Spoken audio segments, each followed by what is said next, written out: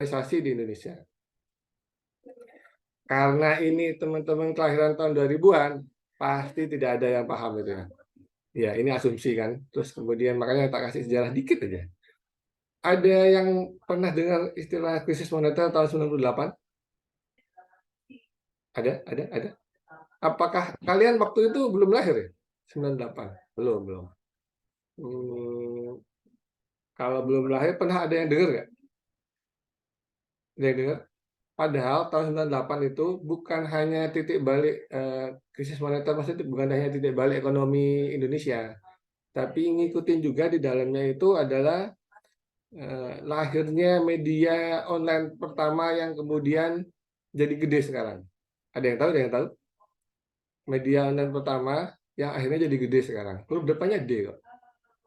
D, yang paling gede, D. Terus clue kedua itu yang punya Hairul Tanjung sekarang. Kalau dulu bukan sih. Ada yang tahu? Ada yang tahu?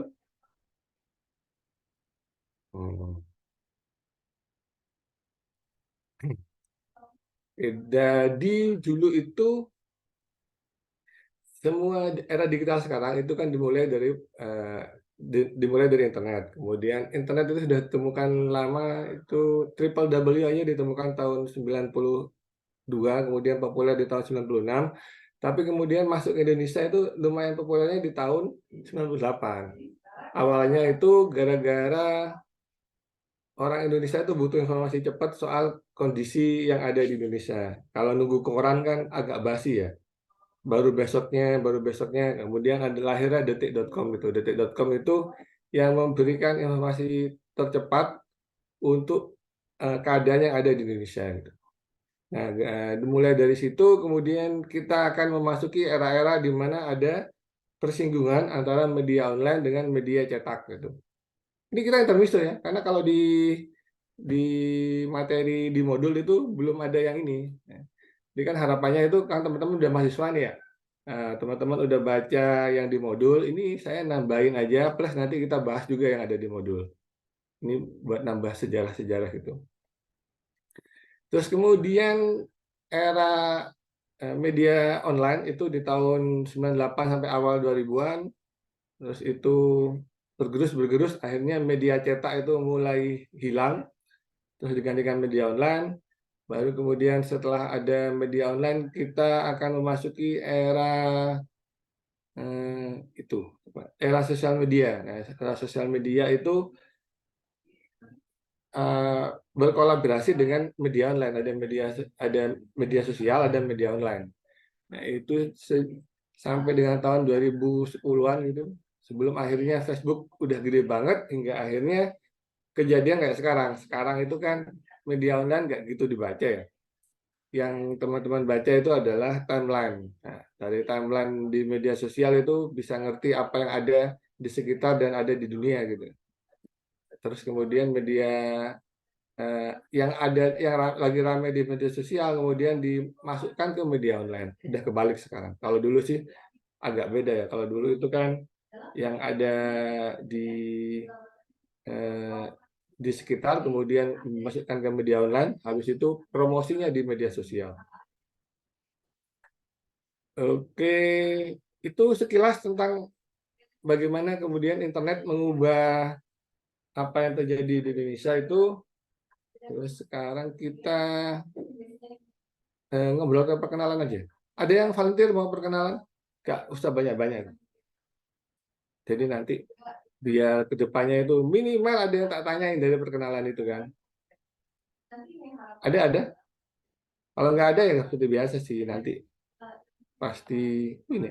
Ternyata ada yang jawab detik.com tadi ya. Ada Mas Nasrudin. Mas Nasrudin mana ya? Mas Nasrudin. Nasrudin. Halo Udin, Pak Udin. ya. Halo, Ya, dengar Mas suaranya Pak. Udin dari mana? Saya dari Universitas Udayana Pak, jurusan Industri Perjalanan Wisata. Oh, di Bali ya? Oke.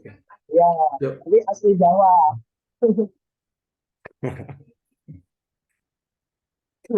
Oke, benarnya itu industri pariwisata itu kan udah lama ada.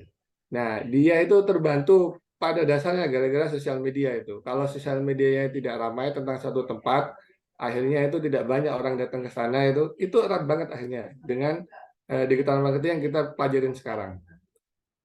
Nah, terus kemudian nanti kita di akhir kelas itu akan ada tugas. Tugasnya itu seperti yang disampaikan Bu Fau kemarin itu soal konsep bisnis. Nah, konsep bisnisnya itu akan dikumpulkan di pertemuan berikutnya, di akhir pertemuan berikutnya. Nanti kita juga bahas itu.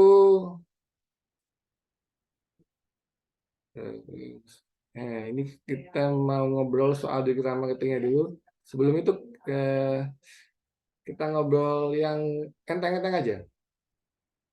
Tak tanya kepada, oh ini aja. Pertanyaannya, teman-teman ngerti artinya viral nggak? Kan yang di sosial media itu paling sering disebutkan, ini viral nih, ini viral nih. Nah, benernya ngerti nggak sih yang viral itu seperti apa? Coba saya, ada yang resen? Ada yang ngerti viral itu apa? Ayo dong. Ini masih pagi guys, harus semangat. Kalau kemarin katanya Bu Ayu itu ada senam-senamnya dulu ya. Kalau saya nggak bisa senam-senam sih. Ada yang ngerti artinya viral? Ini sebagai itu juga sebagai bagian dari edukasi juga. Nantinya teman-teman ke masyarakat itu udah sumbangsihnya. Jangan dikit-dikit viral tanpa mereka ngerti artinya viral itu apa. Kalau tidak ada seperti biasa. Biasanya kalau di awal-awal tuh malu-malu sih. Nanti di akhir-akhirnya itu malu-maluin. Kemudian set, set, set, set, set, set. Tadi udah cowok, sekarang cewek. Vivi Rahmawati. Mbak Vivi, hai. Mbak Vivi, apakah ada banyak Vivi di sini? Vivi Rahmawati, ada nggak? Ya, halo. Oh iya. Mbak Vivi udah sering dengar kata viral kan? Sudah. Ya. Mbak Vivi kira-kira ngerti apa nggak nih? Artinya viral itu seperti apa? Viral menurut saya itu kejadian yang memperkenalkan suatu hal yang terbaru atau yang biasanya diada-adakan. Diadakan itu definisi seperti apa ya?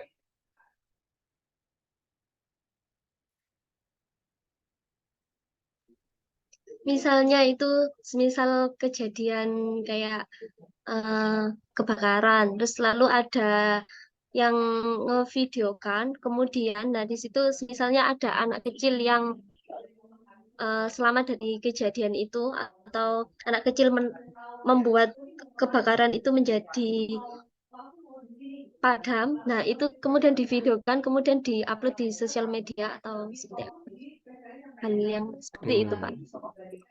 Oke, oke, oke. Oke. Makasih Mbak Vivi. Ada teman-teman yang mau nambahkan yang lain? Tadi kan udah cewek. Oke Mbak Anissa, akhirnya ada yang ngerasain. Oke. Mau coba Pak, kalau misalnya menurut Boleh. saya viral itu sesuatu yang sedang populer dan biasanya terjadi di sosial media atau di internet. Dan biasanya eh, informasinya itu beredar secara cepat. Something happen right now gitu Pak. Oke, oke, makasih Mbak Anissa. Udah mendekati. Kurang kurang penutup aja, kurang sedikit ini. Ada yang mau nambahkan dari versi jawabannya Mbak Vivi dan Mbak Anissa? Ayo dong, ada dong. Masih pagi nih, ini pertemuan pertama, kudu semangat. Ya, Mbak. Ini Mbak Neng. Neng Tri Ilhami Fitri. Namanya 4 orang nih. Panggilannya Mbak Ilham. Mbak Tri aja Pak, Tri. Mbak Tri, oke. Anak ketiga kan? Jadi viral menurut saya itu adalah sesuatu hal yang sedang ramai dibicarakan oleh orang-orang di media sosial gitu dalam waktu yang sangat lama gitu. Jadi kayak apa ya, di setiap sosial media itu dibahas dan di mana-mana tuh dibahas gitu mengenai suatu peristiwa gitu. Oke, mirip dengan tadi jawabannya Mbak Anissa. Oke, daripada nanya-nanya terus nanti kan kelamaan ya. Materinya belum nyampe nih. Oke, Oke, tak kasih gambaran aja ya. Kalau sesuatu yang populer di sosial media dan akhirnya diketahui oleh banyak orang, dalam tahapan itu benernya itu namanya masih di trending. Tapi kemudian sesuatu yang populer tadi itu bisa mempengaruhi pola pikir kita, mempengaruhi tindakan kita. Itu tadi yang kita namakan viral. Nah, yang sering agak-agak kacau di masyarakat itu, sesuatu yang rame itu dikit-dikit viral. Ya. Padahal itu belum tentu mempengaruhi tindakan kita atau pola pikir kita. Misalnya apa ya? Misalnya apa yang rame ya? Tes, ada yang rame nggak? Bentar. Oh itu, Clara Sinta tahu ya? Clara Sinta pulang dari pengajian, tahu kan ya? Itu viral apa trending? Terus Piala Dunia U17 itu viral apa trending? Jadi gimana? Gimana Mbak Tri? Yang Piala Dunia itu sama yang Clara Sinta itu yang viral yang mana? Yang Clara Sinta itu kayaknya itu deh viral. Ya, kan tadi deskripsinya itu viral itu sesuatu yang populer, tapi kemudian mempengaruhi pola pikir kita atau tindakan kita. Itu akhirnya jadi viral. Tapi kalau sesuatu yang populer diketahui oleh banyak orang, tidak mempengaruhi, kita cuma tahu doang. Oh ya udah, itu masih di trending.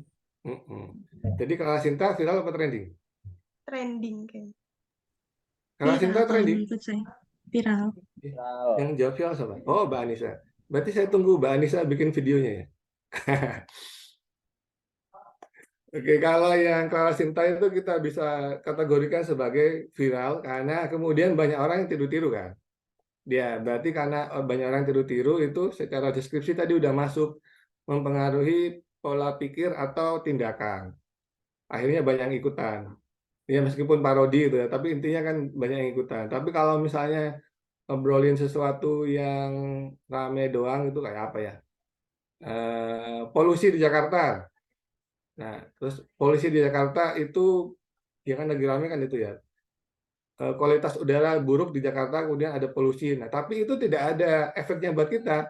Oh iya, ya udah. Tapi kalau kemudian gara-gara polusi, terus kita langsung bikin gerakan gitu kan, tingkatkan kualitas udara di Jakarta dengan akhirnya banyak banyak gerakan jalan kaki. Nah, itu bisa kita sebutkan viral.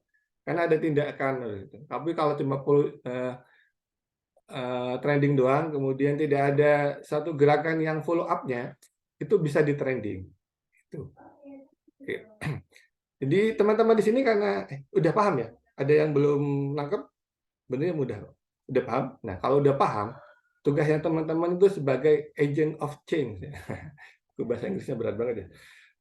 Sebagai agen nanti disampaikan kepada minimal itu orang di dalam rumah, di keluarga gitu kan. Bahwasanya itu bukan viral, itu trending. Kira-kira kayak gitu bisa memicu adanya perdebatan apa enggak ya?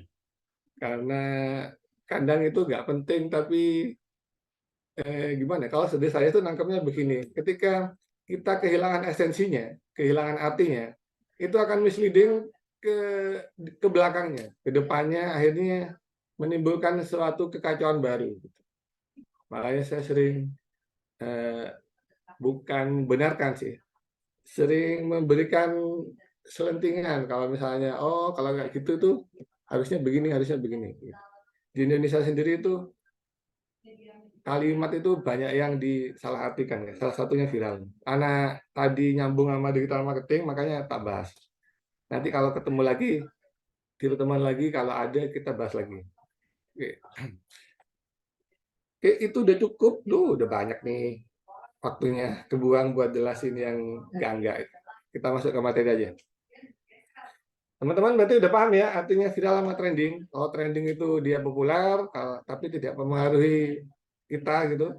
Nah, jadi karena deskripsinya seperti tadi, maka bisa jadi sesuatu bisa jadi viral untuk orang lain, atau sesuatu bisa jadi trending doang untuk orang lain. Karena sekarang itu kan eranya konten itu ngikutin timeline ya. Bisa jadi itu si Clara Sinta kita nggak tahu karena tidak pernah muncul di timeline kita, itu akhirnya tidak viral di kita gitu. Tapi kemudian di teman-teman yang karena si Clara Sinta itu ramai itu akhirnya viral di mereka, itu bisa jadi juga. Oke, kita masuk ke materi. Nah, ini agak berat nih. Ini nggak berat-berat amat sih.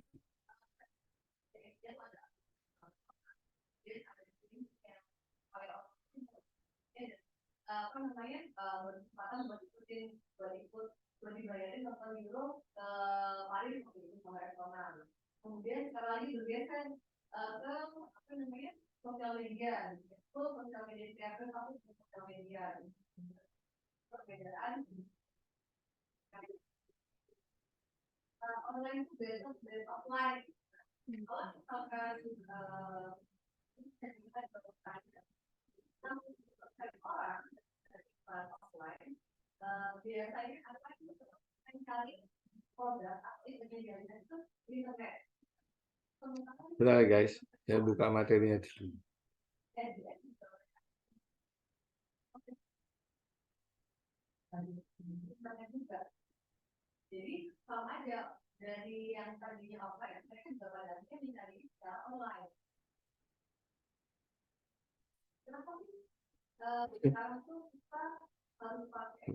Ini udah kelihatan ya?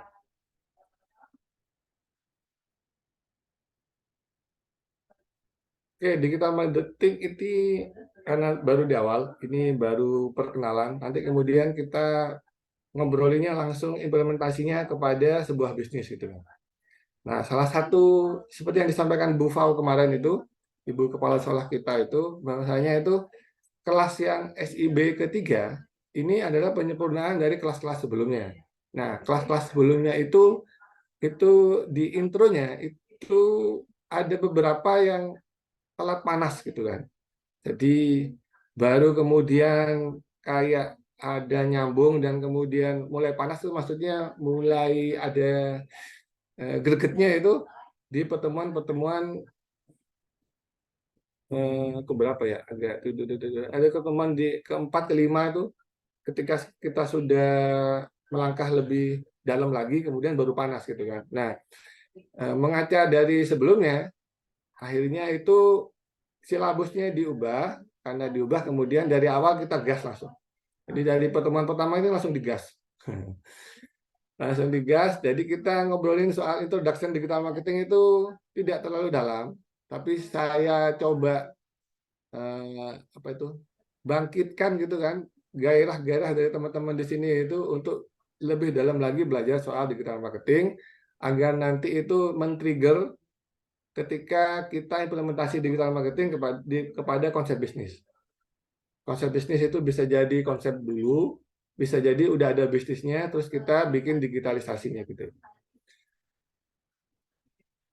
Oke, digital marketing itu sesuai namanya, pada dasarnya kan bedanya ada di digital. Kalau marketing sendiri itu kan kegiatan promosi merek atau brand kepada orang, itu namanya marketing. Tapi kemudian karena ditambah digital, berarti perbedaannya itu platformnya melalui platform media digital.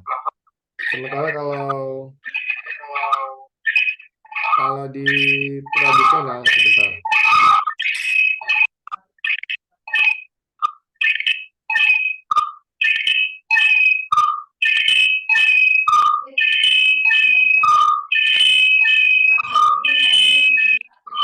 Ini suaranya menggema ya?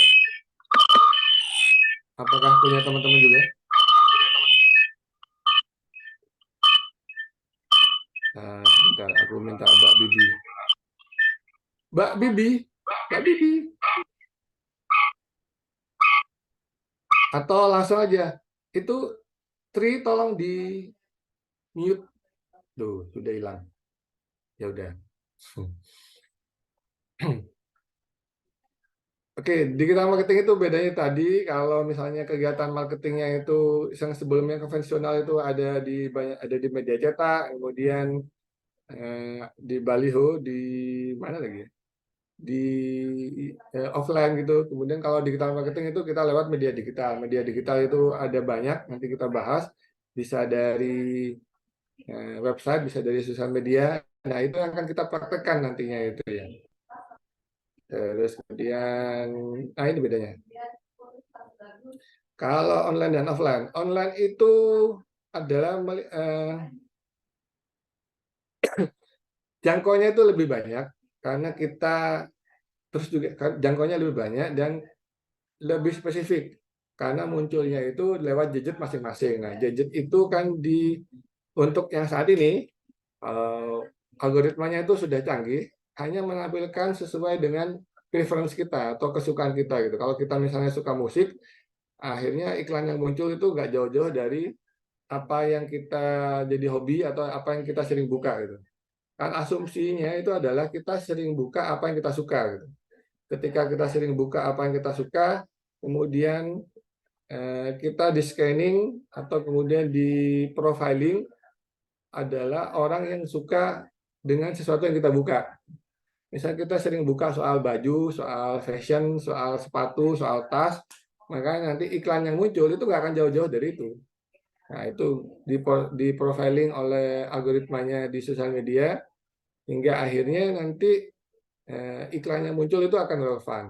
Karena iklannya relevan dengan apa yang kita sukai, maka harapannya itu tingkat kliknya atau orang ngekliknya itu akan jadi lebih tinggi daripada ditampilkan apa yang kita tidak suka. Ini persentasenya. Kenapa harus di online? Karena online itu sekarang jadi acuan utama ketika kita mencari informasi.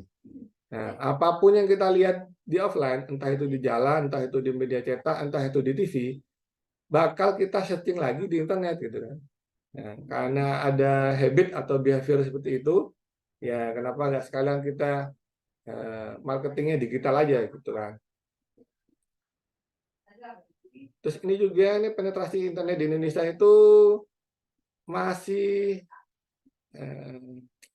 secara nominal itu gede, tapi secara persentase itu tidak merata. Jadi di Indonesia itu ada 270 ya. Kalau dulu kan 250 penduduk, sekarang udah naik dari 270. Kalau dari 270 itu kita masih di angka sekitar 20% dari 270. Nah, tapi dia itu jadi potensinya itu masih banyak. Nah, karena potensinya masih banyak yang tidak tersebar, makanya dari pemerintah itu juga coba untuk menyebarkan internet itu di mana-mana sebelum akhirnya dikorupsi itu ya guys. Jadi tingkat informasi, tingkat penetrasi di internet di Indonesia itu memang tidak setinggi negara-negara lain. Nah, salah satu penyebabnya itu adalah memang demografi kita yang berpulau-pulau gitu kan. Kita karena negara kepulauan, jadinya itu untuk bangun infrastrukturnya itu tidak mudah dibandingkan bukan negara kepulauan. Nah, tapi bagaimanapun juga itu internet di Indonesia itu adalah salah satu cara paling efektif untuk bisa menjangkau banyak orang di Indonesia. Internet itu adalah salah satu cara yang paling efektif untuk bisa menjangkau market yang lebih luas tanpa harus pergi ke sana. Apalagi kan Indonesia negara kepulauan, tentunya itu transportasinya akan susah. Ini masih enteng-enteng aja guys. Terus kemudian, nah ini dia penetrasi internet di Indonesia. Terus kemudian ini data lama di tahun 2015. Yang sekarang tentunya akan lebih tinggi lagi ya. Kalau dilihat dari sini itu ada percepatan untuk penggunaan internet dengan percepatan kelahiran atau populasi itu jauh lebih tinggi percepatan penggunaan internet.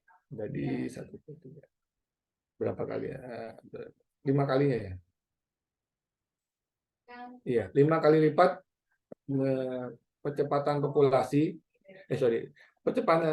Percepatan penggunaan internet itu 5 kali lipat dari percepatan populasi. Jadi setiap ada 1 orang lahir, 5 orang setiap lahir 1 bayi itu ada 5 pengguna internet baru. Begitu. Lebih pas gambarannya seperti itu. Lanjut kemudian ini dia internet behavior itu pengguna internet ini gambaran di seluruh dunia ya. 80%-nya itu dipakai untuk searching di browser, entah itu setting buat entertain, setting buat edukasi, atau setting mana ya. Jadi 80% pengguna internet itu memakai untuk mencari informasi di browser, terus kemudian 79% itu di social networking itu memakai sosial media, terus kemudian 40%-nya baru yang dipakai untuk belanja online.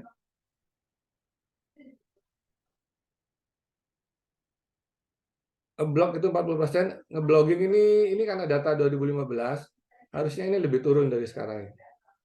Ya, yang ini juga lebih naik. 76, yang ini turun karena orang ngeblog itu udah makin jarang sekarang. Karena ini data tahun 2015, terus kemudian orang nonton video dan orang upload itu harusnya naik.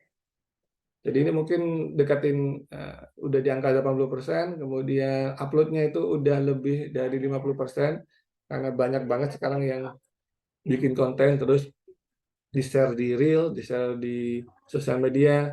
Belum lagi udah populer tuh nama profesi konten kreator itu kan. Jadi ini bakal naik, ini akan turun blogging. Ini juga akan naik, kan ini data tahun 2015. Sekarang hampir dikit-dikit itu belanja online ya. Entah itu emang benar kebutuhan, entah itu karena penasaran, entah itu hanya memuaskan nafsu yang tidak jelas itu kan. Oke, lanjut. Kemudian ini kenapa digital marketing? Jawabannya itu ada di 3 ini. Kalau misalnya kita breakdown ada banyak ya. Teman-teman bisa baca sesi panjangnya itu di modul. Tapi secara gambarannya itu kenapa digital marketing itu karena yang pertama digital marketing itu tidak ada hari libur, tidak ada jam istirahat. Jadi dia akan terus berjalan itu selama 24 jam, 7 hari seminggu. 24/7 itu jalan terus. Kecuali misalnya tagihan hostingnya belum dibayar, akhirnya tidak muncul lagi itu. Terus sistemnya error misalnya, itu kan pengecualian. Tapi kalau semuanya berjalan dengan lancar itu digital marketing itu akan jalan 24 jam 7 hari seminggu. Kemudian ini seperti yang saya sampaikan lagi, jangkauannya luas. Kita dari rumah aja udah bisa menjangkau seluruh Indonesia, bahkan seluruh dunia gitu kan. Jangkauannya luas, tidak terbatas di digital marketing itu. Kemudian yang penting lagi itu terukur. Jadi kalau kita pasang baliho di jalan, kita nggak ngerti tuh, yang lihat itu udah berapa orang itu nggak ngerti. Karena dia itu hanya pakai perkiraan aja kan. Kalau pasang baliho di jalan itu belum tentu orang yang lewat tuh ngelihat. Bisa jadi orang itu banyak yang mengabaikan, bisa jadi emang yang melihat. Nah, kalau misalnya lewat skema digital marketing, kita bisa mengukur tuh konten atau iklan kita itu dilihat oleh berapa orang, kemudian yang engage atau yang bereaksi itu berapa orang, yang nyantol itu berapa orang, itu bisa terukur. Terus ongkosnya itu berapa bisa terukur. Nanti ke belakangnya kita akan nge-building aset-aset digital marketing berdasarkan konsep bisnis yang teman-teman udah bikin. Jadi kita bakal ngomongin konsep bisnis habis ini. Dari konsep bisnis itu tadi nanti kita bakal bikin aset-aset digitalnya. Mulai dari website atau landing page sebagai tujuan utama trafficnya yang diarahkan ke sana. Kemudian untuk mencari traffic website tadi atau landing page tadi, kita pakai promosi di banyak aset lainnya. Kayak misalnya sosial media, terus optimasi lewat Google Search itu, terus kemudian optimasi offline. Tapi offline itu kita nggak bahas ya. Offline itu kayak misalnya teman-teman bagi-bagiin brosur itu termasuk offline. Jadi usaha teman-teman itu dibuat brosur, kemudian kasih keterangan aset digitalnya di situ, kemudian dibagi-bagiin, entah itu dibagiin di perempatan ya, perempatan lampu merah itu yang paling mudah, tapi yang belum tentu sesuai. Kalau yang sesuai itu biasanya dibagikannya itu yang relate. Kalau misalnya kita punya bisnis sepatu misalnya atau makanan, nah, makanan kita bisa share di kantor-kantor itu, misalnya ada bisnis catering, nah bisa di share di kantor-kantor, brosurnya itu harapannya biar orang tertarik. Gitu. Oke, lanjut. Kemudian ini fakta search engine di Indonesia. Search engine di Indonesia itu paling populer Google ya. Karena paling populer Google, makanya nanti yang akan kita optimasi itu adalah di mesin pencarian Google. Kita tidak optimasi di mesin pencarian Bing, di Yahoo, AlphaVista, atau mesin pencarian yang lain. Jadi kita pakai cara algoritmanya Google, kita ngikutin algoritmanya Google agar website kita itu atau sosial media kita itu bisa jadi top search ya, untuk keyword tertentu.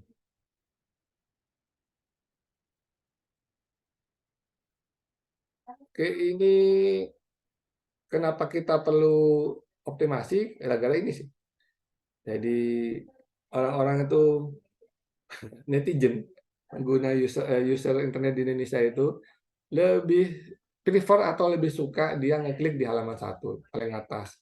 Jarang banget dia itu nyarinya sampai ke bawah, ke bawah. Makanya kan orang banyak lomba-lomba itu agar websitenya ada di halaman 1 dan ada di atas. Gara-gara itu sih. Nanti karena tingkat apa itu CTR click through ratio-nya itu lebih tinggi. Orang yang lihat kemudian ngeklik itu lebih tinggi dibandingkan orang yang lihat ngeklik di halaman 2, 3 dan seterusnya.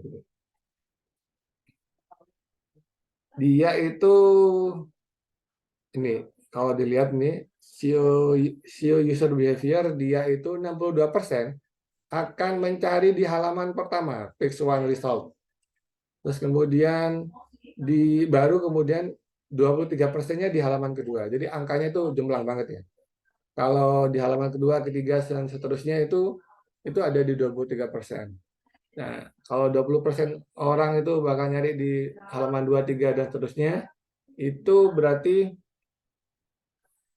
persentase untuk dikliknya itu lebih kecil. Nanti kalau teman-teman belum dapat gambarannya itu langsung rasain aja ya.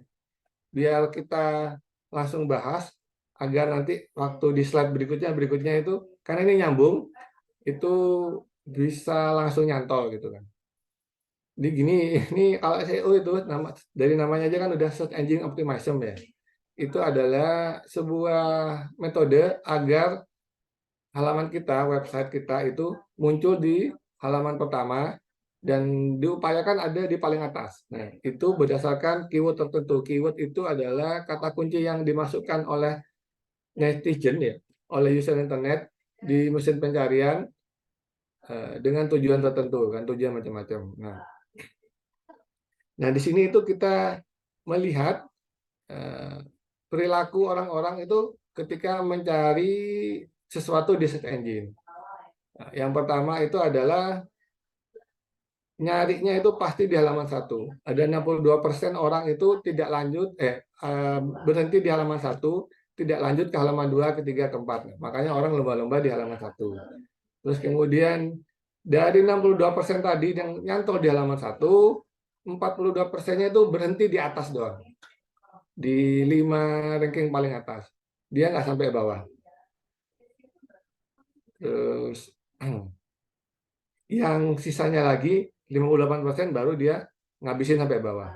Begini ya, dari 62% orang yang nyantol di halaman pertama, 42%-nya itu berhenti di pencarian paling atas. Pencarian paling atas itu mungkin sekitar 5 hasil, 5 result. Kemudian baru 58%-nya lagi itu sampai bawah. Gitu ya. Dengan fakta ini, makanya banyak orang yang berlomba-lomba itu mengoptimasi websitenya agar muncul di halaman pertama dan paling atas. Nanti kita ada materinya khusus. Ini sekedar gambaran aja biar teman-teman dapat pola untuk menjahitnya, untuk menyambungkannya nanti. Gitu. Oke, di digital marketing itu, di dunia digital, kita itu komunikasinya lewat konten. Nah, dan setiap konten yang kita bikin, setiap campaign, setiap konten yang kita bikin, oh iya ini, by the way, teman-teman ngerti bedanya konten sama campaign nggak? Oke, di stop dulu begitu. Kita tanya, yang ngerti bedanya konten dan campaign adalah? Konten dan campaign, ayo rasain. Dari tadi cewek terus. Kita tanyain cowok. Sismara Mugia Bakti. Halo Mas Sis, panggilannya Mas Halo Sis. Pak. Ya, kan Panggilannya biasanya- Mara. oh, bukan Sis. Hai Sis. Ya, Oke, Mas Mara, jangan marah-marah ya. Kita santai aja di sini ya. Terus bedanya konten dan campaign ngerti ya? menurut saya konten itu mempunyai tujuan untuk menyampaikan informasi. Mungkin sama aja sih sama kayak campaign. Tapi mungkin kalau campaign itu ada muatan untuk mengajak. Kalau Iya. sedangkan konten itu cuma sekedar muatan informasi untuk disampaikan. Kalau campaign itu informasi yang untuk mengajak. Menurut saya. Oke, udah 80% benar kok. Kalau di konversi angka udah di A. Oke, makasih Mas Mara. Mau bilang Mas Sis. Oke, kalau campaign itu ada lebih terstruktur, kita itu sesuai dengan namanya kampanye itu campaign kan bahasa Inggris ya, Indonesianya kampanye. Itu kita ada terstruktur sebuah gerakan, entah itu mengajak, entah itu menghimbau, entah itu sebuah informasi aja. Nah, dari campaign tadi itu ya, kita punya goal. Nah, goalnya itu agar mencapai goal tadi lewat campaign, itu kita breakdown lagi lewat konten-konten. Jadi misalnya campaign-nya itu apa ya?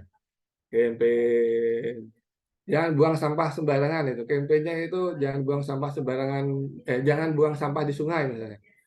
Karena campaign-nya jangan buang sampah di sungai, goal-nya adalah memberikan edukasi kepada masyarakat tentang kerugian atau efek negatif buang sampah di sungai gitu.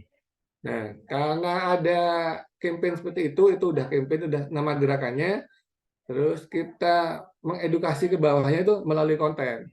Karena kalau cuma jangan buang sampah di sungai, terus dibikin posternya, itu terus dibikin kontennya kayak gitu aja, itu kurang bisa nyantol di hati masyarakat gitu kan. Pastinya itu akan kita breakdown lagi, misalnya efek negatif buang sampah di sungai itu seperti apa, nah itu bisa kita bikinkan konten. Gitu. Nah konten tadi itu mendukung campaign yang kita lakukan.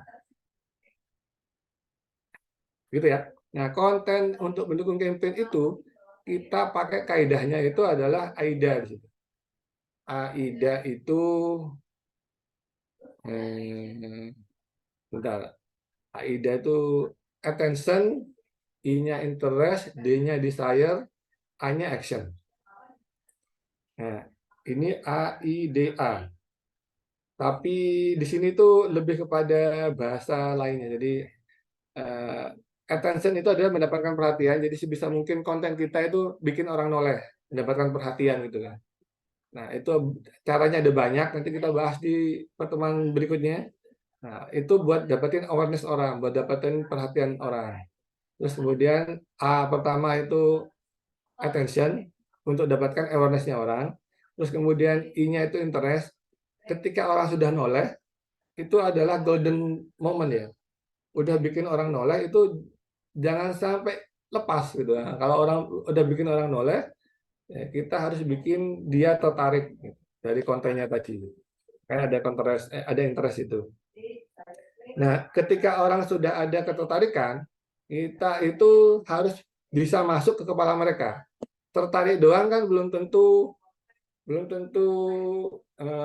jadi pertimbangan kan, belum tentu dipikirkan. Makanya proses berikutnya itu adalah D, AIDA. A, attention, I, interest, D-nya desire. Desire itu harus kita harus bisa bikin konten yang bikin orang kepikiran. Nah, itu kepikiran kayak contoh yang paling pas. Ketika kita sudah kepikiran, ada masuk di kepala, akhirnya mendorong untuk melakukan action atau trial di sini. Jadi AIDA itu konsepnya attention, interest, desire, action. Nah, ketika itu diulang-ulang, bentar, ini ada. Ketika itu diulang-ulang, akan menjadi sebuah kebiasaan dan menimbulkan dan melahirkan adanya customer yang loyal gitu ya. Karena ini lumayan krusial guys. saya perlu kembali menanyakan ke teman-teman tentang konsep AIDA ini. Mulai dari kepanjangannya aja. Bentar. Ada yang bisa ulangin tadi kepanjangan AIDA apa? Semakin cepat teman-teman latihan, kita semakin cepat ke proses selanjutnya, ke slide berikutnya. Ada yang bisa mengulang AIDA itu kepanjangan dari apa? Oke, Mbak Rizky.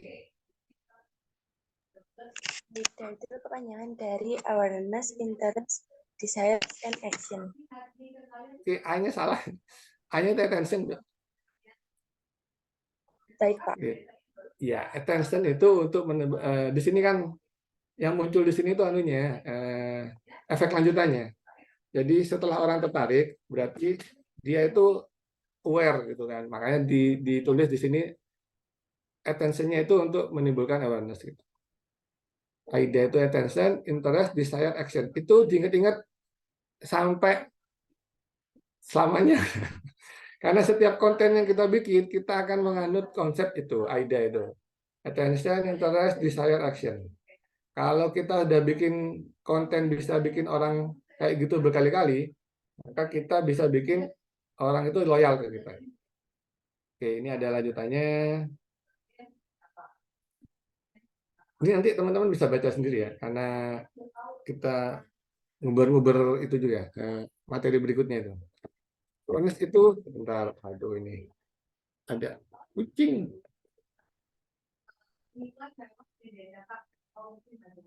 Nah, di sisi attention itu atau awareness state itu kita niatannya bikin orang noleh sebanyak mungkin. Nah, kalau dari sisi ini kan bisa kelihatan nih, anunya apa? Bisa kelihatan grafisnya. Di sisi awareness, di step awareness atau attention itu harus sebanyak mungkin. Karena nanti di proses berikutnya itu akan tereduksi ya. Terus di proses berikutnya akan tereduksi hingga akhirnya yang kita goalnya itu adalah action itu tidak sebanyak ketika orang banyak yang attention gitu.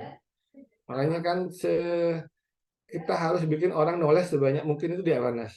Nah, dari orang yang noleh tadi itu tidak semua dari mereka itu yang benar-benar tertarik gitu kan. Makanya di interest dia akan lebih kecil lagi jumlahnya. Terus kemudian yang awalnya tertarik belum tentu kepikiran gitu, belum tentu bisa menimbulkan bisa masuk ke kepalanya gitu kan. Hingga akhirnya dia akan lebih sedikit lagi. Nah, dari yang kepikiran tadi belum tentu langsung aksi, belum tentu langsung action. Bisa jadi dia masih mikirkan lama, bisa jadi memang langsung action, bisa jadi cuma mikir doang, akhirnya hilang gitu. Hingga akhirnya actionnya itu orangnya akan lebih sedikit lagi.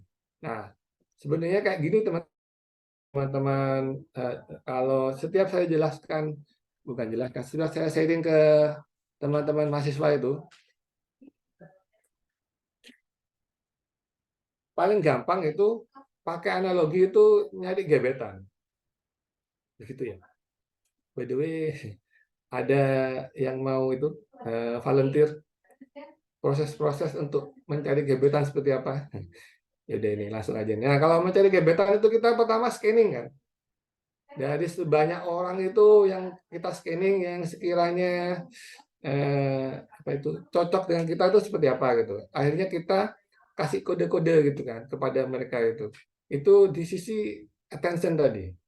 Kita pengen menunjukkan kalau kita ada di depan gebetan tadi itu kan. Yang tadi awareness itu otomatis kan misalnya TP-TP ngerti kan ya, bukan kunjungan kelas lah. TP-TP di sosial media, terus kemudian TP-TP di depan nongkrong, kalau keluar itu udah pakai baju keren, terus semprot-semprot minyak wangi yang banyak. Itu kan semua untuk menarik perhatian doi. Nah, ini analogi gebetan ini paling oke sih. Paling relate dengan anak muda juga. Nah, biar yang orang lain itu tertarik dengan kita, itu kita di stage atau di tahapan awareness tadi. Nah, ketika ada orang tertarik, itu kan bisa jadi tertariknya sampai ke tahap interest, bisa jadi tidak sampai ke tahapan interest. Nah, itu udah ada filter pertama. Udah dapat banyak kontak, kemudian nanti yang lanjut chattingan itu nggak seberapa. Ini misalnya udah dapat 20 kontak di sesi di tahapan attention tadi kan kita udah melakukan semuanya biar orang tertarik gitu kan. Ketika ada orang tertarik itu udah dapat kontak 20 gitu, kemudian kita follow up nih. Di follow up dari 20 yang kontak itu akhirnya berkurang separuhnya jadi 10 gitu yang tetap chattingan gitu kan. Oke, kemudian itu udah ada filtering yang pertama, filtering yang kedua. Filtering yang pertama kan yang attention tadi kan. Terus kemudian dari 10 yang masih chattingan, terus yang akhirnya bisa ngobrolnya lebih lama itu, misalnya kan ada 10 chattingan nih. Yang ngobrol lebih lama itu 5 orang, yang 5-nya itu jawab seadanya gitu. Nah, yang 5 itu udah masuk ke desire, udah masuk ke tahap consideration, udah masuk ke pikiran. Ya, yang 5-nya lagi nggak masuk ke pikiran gitu. Makanya ada filtering lagi yang ketiga itu jadi 5 doang. Nah, dari 5 ini ya yang bisa diajakin keluar siapa gitu, itu ada di action gitu. Jadi kalau di 5 itu masih chattingan intens, tapi dari 3 itu nolak terus, diajak keluar gitu kan, diajak pergi gitu. Kadang ngomongnya begini begitu, begini begitu. Terus kemudian kalau yang 2 itu oke lah, langsung lanjut gas-gas itu. Berarti ya itu yang ada actionnya yang 2. Dari 20 di sini kemudian kita berkurang akhirnya jadi 2. Itu gambaran yang paling enak sih. Apa teman-teman menangkap? Nanti dari gambaran itu kita media gitu. Konten di sosial media itu bisa bikin orang noleh, tertarik kan. Internet tidak stabil. Kan konten di sosial media bisa liuran ya. Harusnya kita bikin orang itu stop dulu, habis itu stay itu tetap di konten kita, baru kemudian bisa share gitu. Nah, kalau bikin konten dan konsep AIDA itu lebih terstruktur. Jadi teman-teman bisa ngebayangin orang-orang yang lihat konten kita itu tujuannya seperti apa. Habis lihat konten, terus dia harusnya itu ada informasi yang diberikan. Dari informasi yang diberikan itu kita mengharapkan ada tindakan yang diambil oleh orang yang melihat gitu. Dari sini apa ada sebuah nyantol gitu. Ini tak lihat Mbak Dinda sampai miring-miring lihatnya. Mbak Dinda, bagaimana, apakah dengan konsep gebetan tadi udah mulai nyantol apa belum? Sedikit agak bingung sih Pak. Bingungnya di sisi mana nih? Yang konsep AIDA itu.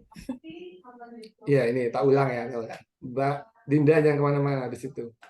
Jadi yang pertama kita harus dapetin perhatian orang. Nah, cara dapetin perhatian orang itu adalah kita stand out, bikin sesuatu yang berbeda. Nah, kalau misalnya kita tampilannya biasa-biasa aja kecuali kecuali kita ganteng banget gitu ya. Ini kan konsepnya gebetan tadi ya. Kecuali kita ganteng banget atau cantik banget yang bisa bikin orang terpukau itu mungkin tidak terlalu butuh effort. Tapi kita ngomongnya standar aja. Cara mendapatkan perhatiannya akhirnya kan kita itu biasanya dandan ya. Pakai baju oke, pakai fashion gitu kan. Kemudian kadang TP-TP di sosial media kayak misalnya hari ini jualan hari ini nggak banyak sih, cuma 5 juta gitu misalnya kan. Itu kan adalah salah satu cara untuk menarik perhatian orang agar orang itu tertarik. Kita itu perlu sesuatu yang beda yang bisa menarik perhatian orang. Itu masih di tahapan sini, di tahapan attention ini. Awareness itu adalah goalnya awareness itu adalah agar orang lain tahu kita ada. Agar orang lain tahu kita ada. Itu adalah goalnya. Makanya attention di sini. Nah, nanti itu konsepnya lewat konten ya. Cuma ini biar gampang aja kita ngomongin soal cari gebetan gitu. Di situnya paham ya Mbak Dinda? Kalau di awareness itu kita goalnya adalah agar orang lain tahu kalau kita ada. Nah, kemudian dari ini orang yang tahu kita ada itu rata-rata 20 kan tadi. Jadi kan setelah kita berdandan maksimal dapat kontak 20 nomor. Kan kalau udah dandan maksimal kan kadang dideketin, kenalan dong. Kadang kita yang kenalan gitu kan. Dengan 2 proses tadi itu kita dapetin 20 kontak. Nah, dari 20 itu mereka kan baru di tahapan tahu ya. Belum tertarik. Itu kan. Baru tahu belum tertarik yang begitu dalam. Akhirnya kita follow up tuh yang 20 tadi itu kita follow up. Untuk tahu benernya kemarin itu mau diajak kenalan gara-gara apa? Iseng doang atau emang tertarik sama apanya, sama bajunya, tertarik sama sepatunya, tertarik sama kitanya, tertarik sama personalitinya kan nggak mungkin ya kan baru kenalan. Makanya kita gali lebih dalam di interest ini. Nah di tahapan interest ini kita gali lebih dalam biar tahu yang cocok yang mana, yang nggak cocok yang mana. Dari tadi kan, maksudnya tadi kan gambarannya 20 orang yang dapat kontaknya, setelah di follow up, di chatting itu, baru 10 yang nyantol. 10-nya kadang balas, kadang enggak gitu. Udah nggak balas sama sekali bahasanya. Jatuhnya di sini itu kita bisa tahu tuh, kita bisa tahu yang tertarik itu baru 10 gitu. Dari sini masih ngikutin ya Mbak Dinda? Masih? Oke. Nah, dari yang 10 tadi itu, kita ngerti nih, 20 kontak tadi yang berhasil kita dapetin gara-gara kita menarik perhatian mereka, ternyata yang beneran tertarik itu cuma 10 gitu. Udah separuhnya hilang. Dari 10 tadi itu, kita gali lebih dalam lagi. Yang beneran tertarik, minat interest mereka atau minat mereka itu seberapa banyak. Ada di tahapan consideration. Nantinya itu ada action yang beda-beda di setiap tahapan ini untuk bisa ngukur orang itu oke apa enggak. Tapi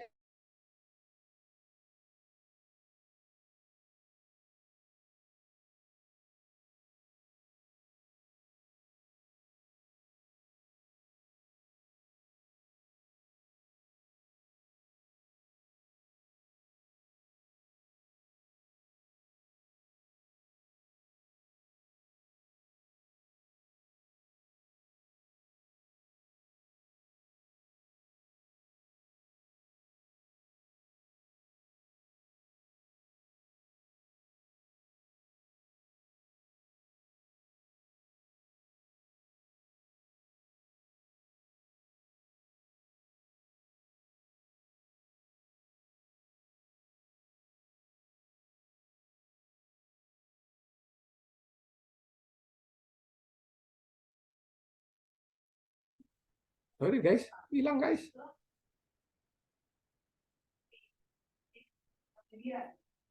Oke, lanjut. Lah, Mbak Dindanya hilang. Oh, enggak ada di sini. Oke, tadi sampai mana ya? Di sayap tadi ya. Nah, setelah ada orang yang interest tertarik, kemudian kita tanya-tanya lagi, benernya pengennya seperti apa sih? Nah, ini contohnya itu ya, misalnya, kalau kita jual makanan sehat, kita itu bisa masuk dari banyak hal. Orang tertarik dengan makanan sehat itu gara-gara apa? Apalagi diet, apalagi menjaga kesehatan, atau lagi malas dengan makanan yang greasy, atau lagi pengen apa tuh? Pengen gonta-ganti aja, lagi bosen gitu. Nah, di situ kan ada banyak alasan. Nah, alasan itu tadi yang kita perkuat agar ada action gitu. Kalau kembali ke gebetan tadi, kan setelah chattingan intens itu akhirnya ketahuan tuh dari 10 orang yang chattingan intens, ketertarikannya beda-beda. Ada yang tertarik gara-gara jurusannya sama gitu. Ada yang tertarik karena daerahnya sama. Gitu. Ada yang tertarik karena seleranya sama gitu kan. Nah kan alasannya beda-beda tuh. Itu ada di tahapan consideration atau tahapan desire itu. Di D-nya itu. Desire itu kan berarti orang bergairahnya itu beda-beda. Nah, karena udah ada alasannya tadi itu ketahuan, baru kita bisa mendorong mereka untuk lakukan action gitu. Jadi misalnya tertarik karena daerahnya sama, kan bisa diomongin tuh. Misalnya dari Surabaya gitu kan. Di Surabaya lagi ada ini, ke sana yuk atau datang ke sana yuk. Itu kan jadi hook-nya di situ. Hook itu apa ya? Cara bikin orang tertariknya itu di situ. Karena udah ketahuan enak. Kalau tidak melalui tahapan 1, 2, 3 itu, kita kan akan kebingungan buat nyari materi. Gitu. Itu sama kayak cari gebetan itu. Kalau misalnya obrolannya nggak relate, lama-lama orang kan merasa tidak sefrekuensi gitu. Sefrekuensi. Merasa tidak sefrekuensi, akhirnya merasa nggak cocok, akhirnya ditinggalin. Padahal belum tentu juga loh. Itu gara-gara belum deep talk aja, belum digali aja. Nah, akhirnya karena udah ketahuan, oh dia itu selera seperti ini, tertariknya gara-gara ini. Kedepannya kita pakai cara yang sama agar akhirnya dia itu jadi loyal ke kita gitu. Kan lama-lama kalau sudah ketahuan tujuannya kalau udah ketahuan dasarnya suka gara-gara apa, akhirnya bisa itu. Ini kembali ke gebetan ya. Ada alasan ngajak keluar gitu kan. Dari alasan ngajak keluar, dari 5 orang yang diajak keluar dengan alasan mereka beda-beda tadi itu, ternyata yang mau itu cuma 2. Gitu. Actionnya cuma ada 2. Nah, di situ berarti ada filtering lagi gitu. Jadi 20 tadi, kemudian ada 2. Proses tadi itu diulang berkali-kali hingga kita akhirnya dapat orang-orang yang memang nyambung sama kita, frekuensi tadi. Gitu. Ini ada sih, belum ngobrolin AIDA yang berat sih, ini cuma sekilas-sekilas saja. Tapi udah dapat gambarannya, Mbak Dinda? Apakah masih bingung apa mulai ada tercerahkan gitu? Sudah, Pak. Iya, itu jawabannya mau bingung atau tidak kita tetap lanjut ya. Karena kalau berarti di sini kepanjangan itu nanti nggak selesai materinya. Kalau teman-teman yang lain udah dapat gambarannya soal AIDA ini? Ya, Mbak, halo, ya tadi siapa? Ke Mas Mara, apa dapat gambarannya?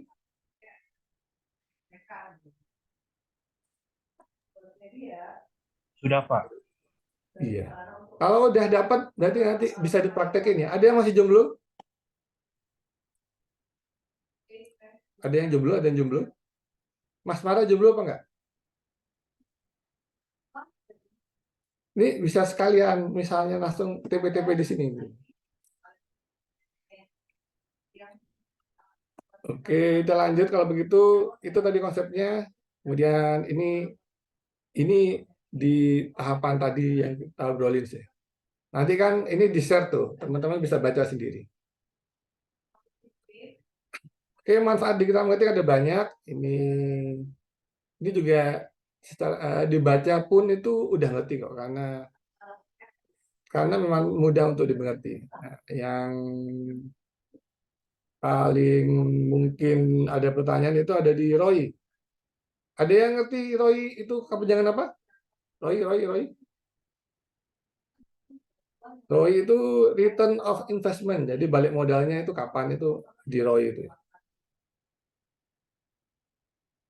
Oke, kalau tadi kita ngobrolin soal metodologinya, terus kita sekarang udah masuk kepada aset-aset digital. Aset-aset digital untuk digital marketing itu yang pertama itu tentunya website.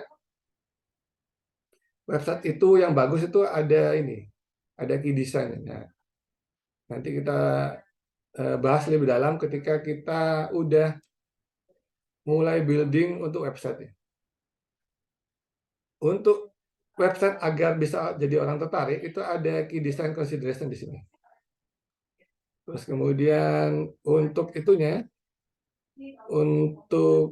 kegunaan website itu bisa dilihat di sini. Jadi website itu adalah jadi anchor atau jadi patokan sebuah informasi. Nah, apa dia namanya? Front desk. Kalau sebuah toko atau kantor itu front desk atau resepsionis. Nanti kita bikin pancingan konten itu kemana, itu kemudian jawabannya ada di website ini. Makanya website itu jadi penting disebut pertama gitu. Sebagai media untuk presentasikan atau promosikan brand atau produk yang Anda jual. Kemudian lanjut lagi ke search engine. Search engine itu untuk mendatangkan orang ke website kita. Jadi buat datengin orang ke website itu ada banyak cara. Ada yang pertama itu lewat search engine. Ada yang kedua itu lewat iklan di Google Display Network. Itu Google Display Network itu misalnya kita buka situs kan ada iklan-iklan ya. Itu maksudnya GDN itu. Disingkatnya GDN sih. Terus kemudian dari sosial media. Nah, sosial media itu kan banyak sekarang itu ya. Kontennya itu kayak edukasi, entertain, tapi lama-lama jualan gitu kan. Nah, itu sama sebenarnya itu untuk mendatangkan traffic kepada di website. Nah, nanti konversinya memang ada di website. Entah itu jualan, entah itu jadi orang, entah itu jualan barang atau jasa atau bikin komunitas. Kalau jualan barang atau jasa kan, kalau barang itu goalnya check out, kalau jasa itu goalnya itu kontak, menghubungi. Kalau komunitas itu goalnya gabung member gitu. Terus kemudian sosial media itu ada platform digital marketing berikutnya. Kenapa sosial media ini ada semua yang mendukung data-data yang mendukung kenapa kita harus intuit kepada sosial media. Terus ini yang udah mulai jarang dilakukan itu broadcast di email. Yang jarang dilakukan, tapi masih lumayan konversi yang tinggi di email itu. Karena kalau email itu kan udah personal banget ya. Akhirnya orang yang baca itu terus kita bisa apa tuh? Bisa mengcustomize agar itu jadi personal. Jadi di email itu kita bisa bikin lewat coding itu namanya siapa, terus kemudian bikin sesuatu yang lebih personal kayak misalnya namanya terus kemudian berdasarkan kesukaannya itu ada tekniknya nanti. Bisa lebih personal di email ketimbang di sini di sosial media dan di YouTube. Karena kan kalau sosial media itu kan untuk publik ya, untuk umum. Karena untuk umum itu kita nggak bisa nyebutin namanya karena kayak misalnya Hai Mara gitu, ternyata yang baca Dinda gitu kan. Karena itu di umum, beda dengan di inbox. Kalau di inbox di email itu kan udah jelas kalau emailnya email punya Mara itu berarti yang baca harusnya Mara, makanya bisa kita lebih personal lagi isinya. Ini impact-nya nanti tinggal baca aja ini. Terus juga kenapa tadi kita bahas soal viral dan trending? Karena salah satu impact-nya digital marketing itu ada yang namanya viral marketing. Nah, kalau trending marketing itu kan cuma baru di tahapan awareness ya, atau ya di tahapan awareness, belum sampai ke consideration dan segala macamnya. Tapi kalau viral marketing, karena itu mempengaruhi pola pikir dan tindakan, jatuhnya itu udah sampai ke consideration, tinggal dorong dikit jadi action gitu. Nah, kemudian ini buat ekosistemnya itu agar bisa datengin traffic. Jadi kan kita udah bikin tuh, ibaratnya itu kita udah bikin rumahnya. Rumahnya itu lewat aset digital tadi kan. Ada website, ada sosial media. Nah, kalau udah bikin rumahnya, terus kemudian atau bikin tokonya gitu, yang kita perlukan berikutnya itu adalah agar orang datang ke toko kita gitu. Kalau udah dibikin toko bagus-bagus, ternyata nggak ada yang datang, apa percuma juga ya. Makanya habis disiapkan tokonya itu, kita butuh traffic agar orang-orang datang ke toko kita. Nah, cara datengin traffic tadi itu bisa macam-macam, bisa lewat organik, bisa lewat berbayar. Nah, berbayar ini kita nanti akan belajar juga soal iklan gitu. Di marketing page itu ada macam-macam di situ, ada SEM, ada sosial media, ada iklan di video, iklan di platform video juga. Kurang lebihnya begini sih marketing page itu nanti kita akan ngitung habis duit berapa, terus dapetin income berapa, itu harus dihitung juga. Itu di marketing page. Kemudian Facebook Ad itu adalah bagian dari marketing page tadi. Ada Facebook Ad, terus kita akan belajar Facebook Ad nanti setting juga di situ. Terus nanti tinggal dilihat aja ya teman-teman slide-nya itu. Facebook Ad itu kenapa? Karena ada begini-begini. Bukan sesuatu yang butuh penjelasan mendalam. karena memang kita udah terbiasa dengan melihat iklan, melihat konten juga kan. Kan anak-anak milenial, anak-anak Gen Z semua ya. Kalau Gen Z semua itu kan lahir yang dibuat itu bukan KTP yang duluan atau akta lahir. Waktu lahir yang dibikin akun Instagram duluan, booking nama. Bukan bikin akte lahir, bukan bikin KTP, tapi ketika lahir itu yang di booking akun Instagram. Karena udah familiar, tentunya ketika dibaca ini tidak terlalu mengalami kesulitan sih.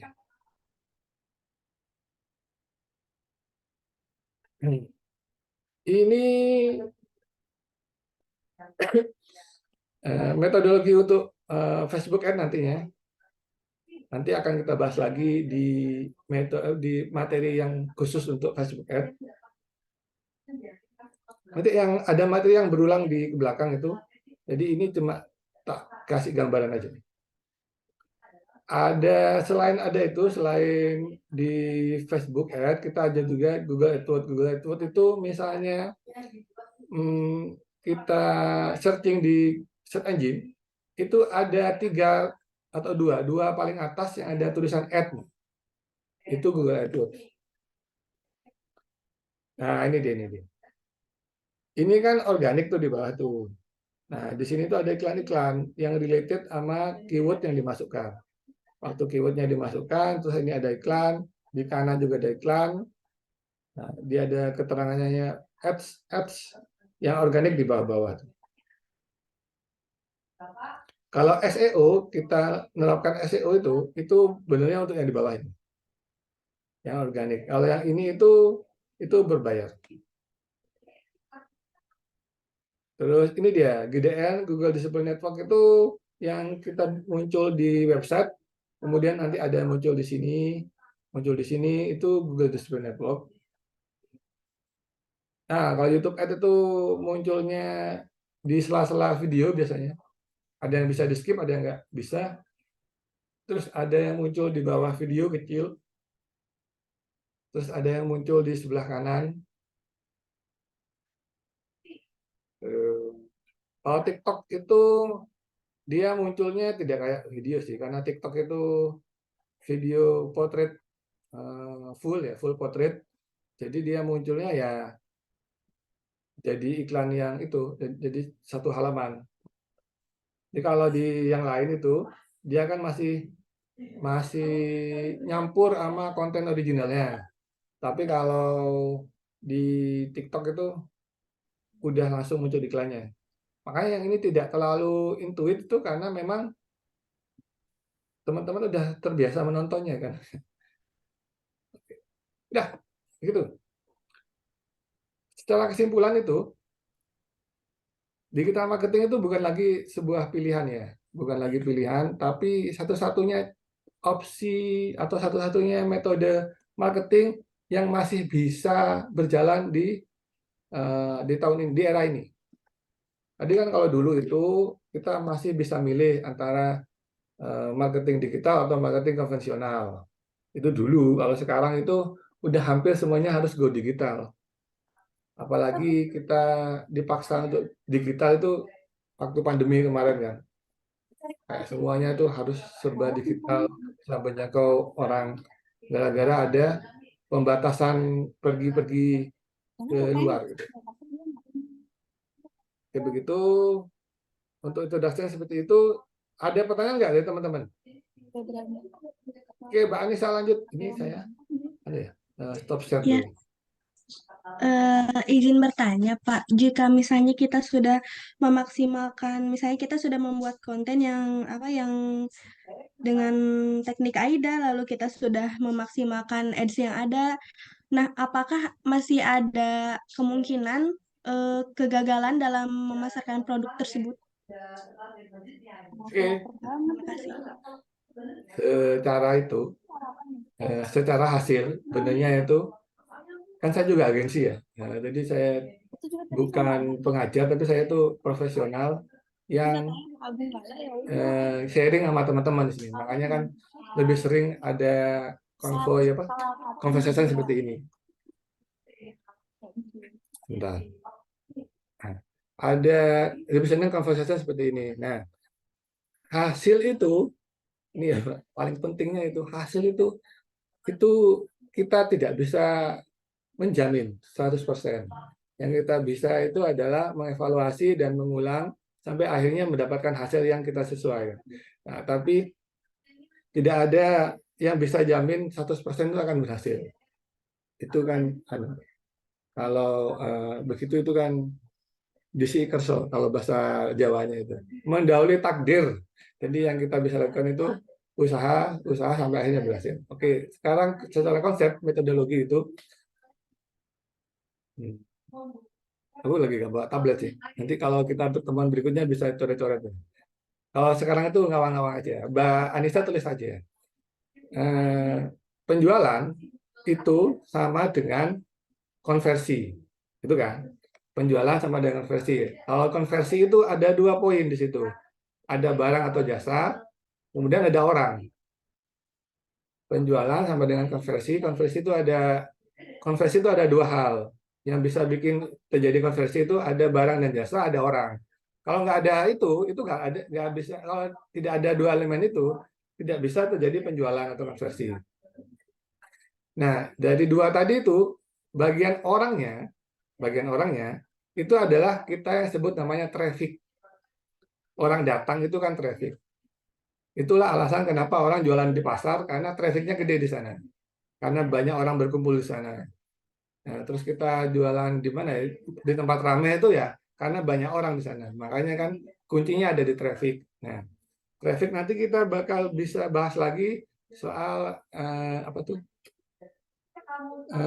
tingkat konversinya, tapi itu nanti aja. Jadi misalnya gini, kalau misalnya Mbak Anissa itu jualan hijab gitu ya, jualan hijab, paling gampang jualan hijab.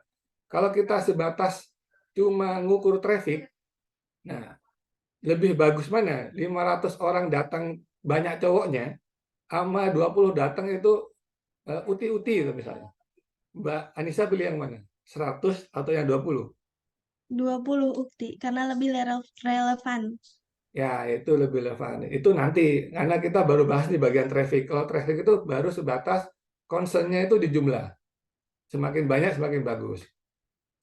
Nah, dari traffic tadi itu, kalau di breakdown lagi ke bawah itu, kita butuh 3 hal kalau di konten, kalau di digital. Buat dapetin traffic itu butuh 3 hal. Yang pertama itu adalah, kalau aku nyebutnya 3G. Buat dapetin traffic itu ada 3G. Ada di good content, kemudian ada good distribution, kemudian ada good promotion. Nah, penjelasannya seperti ini. Good content itu tidak perlu yang kontennya itu bagus-bagus kayak iklan di TV. Tidak perlu. Good content itu adalah kontennya itu sesuai dengan selera target audiens kita.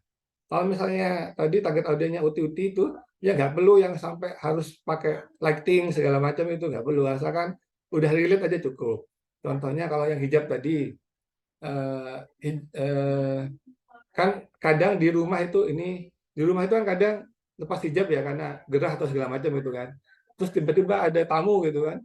Kalau harus pakai hijab lagi itu, kalau tidak praktis itu kan jatuhnya jadi lama nemuin tamunya. Nah, jadi misalnya Mbak Anissa pakai metode itu, bikin konten hijab praktis. Sekali pakai itu yang udah sama tangannya itu ya. Nah, jadi sekali pakai udah langsung aurat ketutup.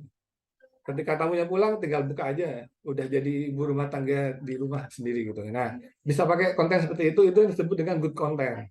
Jadi good content itu bukan berfokus kepada kualitasnya, tapi fokus pada cocok atau enggaknya dengan target audiens. Itu good content. Nah, kemudian G berikutnya itu di good distribution. Itu kita platformnya kudu yang pas. Jadi kalau ibu-ibunya itu yang jadi sasaran target marketingnya Mbak Anissa itu ada di Facebook, ya nggak usah jualan di Twitter gitu. Itu good distribution namanya. Jadi kontennya itu kalau memang kontennya cocok untuk orang Facebook itu, kan kita ada metode ada tipikal konten nanti di materi berikutnya itu. Konten yang biasanya cocok di Instagram, di Facebook, atau di TikTok dan di YouTube. Nah, good distribution itu seperti itu. Kita distribusikan kontennya itu di target audiens yang tepat. Gitu. Kalau ibu-ibu ngumpulnya di Facebook, nggak usah pamer di Instagram gitu kan. Lah ibunya nggak ditonton nanti. Itu disebut dengan good distribution. Terus G berikutnya itu ada di good promotion. Promotion itu jangan beranggapan promotion itu adalah iklan, tidak. Promotion itu bisa jadi dua, ada yang organik, ada yang berbayar. Yang berbayar itu memang iklan tadi, konten yang udah bagus kita iklanin itu yang berbayar. Tapi ada yang organik tuh. Organik itu malah lebih engage ya. Jadi misalnya kontennya dari Mbak Anissa yang bikin hijab praktis tadi itu relate banget sama kehidupan ibu-ibu itu, sama uti-uti itu ya. Terus dia itu akan komen, wah bener ini aku banget gitu. Itu adalah satu bentuk promosi. Dikomenin itu bentuk promosi. Makanya good promotion itu bisa jadi engage di komen, di engage orang ngasih komen atau orang nge-share itu kemana-mana gitu. Itu salah satu bentuk promosi yang organik. Kalau yang berbayar kan nanti kita ada set iklan, kontennya, terus kemudian kontennya diarahkan. Jadi kan setelah ada konten itu kan konten sebagai hook tadi ya, sebagai hook itu agar orang tertarik. Kemudian kita iklankan agar orang itu bisa buka ke website tadi, landing page itu. Nah, yang proses yang akan banyak evaluasi itu bakal di seputar 3G tadi. Nah, jadi setiap kita bikin campaign tidak berhasil dapetin traffic yang tinggi, evaluasinya tetap di 3. Apakah kontennya sudah sesuai dengan selera orang? Apakah kontennya ada di platform yang tepat? Apakah kontennya itu dipromosikan dengan tepat juga? Nanti waktu good promotion kita ngobrolnya itu soal branding. Branding itu ada turunan lagi. Jadi kalau good content itu ada di 3S, jadi kan tadi 3G ya. Good content, distribution, promotion. Nah, good content-nya itu turun lagi ada 3S. Setiap konten yang teman-teman bikin harus, tadi kan konsep AIDA itu lebih advance ya. Paling mudah diterjemahkan, teman-teman bikin konten harus 3S. Harus bikin orang stop itu attention ya. Jadi waktu scroll itu harus bikin orang itu jadi stop scroll. Terus kemudian stay di konten kita, karena konten itu dianggap satu view itu minimal 3 detik. Jadi kalau stay-nya itu 2 detik atau 2 detik, 1 detik, 2,5 detik itu nggak dianggap satu view. Minimal 3 detik. Jadi itu ada tip dan triknya sendiri nanti bikin konten agar orang bisa stay. Salah satunya carousel itu kan. Carousel itu kan carousel itu yang nge-slide itu. Itu salah satu cara agar orang itu berhenti di konten kita lebih dari 3 detik. Kemudian apa tadi? Stop, kemudian stay. Jadi kalau udah berhenti harus stay itu, harus lebih dari 3 detik. Stop, stay, terus yang terakhir share. Nah, share itu adalah bentuk engagement. Tidak harus share itu nge-share beneran. Nanti di kelas Instagram itu ada tahapannya. Engagement itu paling rendah, tahapan engagement itu adalah like. Poinnya itu ya, paling rendah like. Kemudian komen, kemudian save, kemudian share. Jadi tahta tertinggi untuk setiap konten itu ketika dia bisa di-share. Tahta tertingginya share, terus paling rendah itu like. Jadi like itu nggak terlalu dianggap nggak dapetin poin tinggi dari Instagram. Jadi misalnya satu konten itu dapetin 100 like sama satu konten di-share oleh 3 orang, Instagram akan menganggap yang di-share orang itu lebih bagus dibandingkan konten yang dapetin 100 like tadi. Begitu ya, Mbak, kalau metodologinya itu. Nanti kita evaluasi terusnya di 3G tadi. 3G itu kalau yang good kontennya itu ada 3S, kalau yang good promotionnya itu ada 3P. Jadi aku lalai 3P itu. Bisa promotion. Nanti kalau ingat-ingat lagi tak kabarin ya, Pak. Baik, Gitu, terima kasih, Pak. Iya, iya. Kalau hasil itu nggak akan bisa fix ya, baru di situ. Oke, ada lagi dari teman-teman?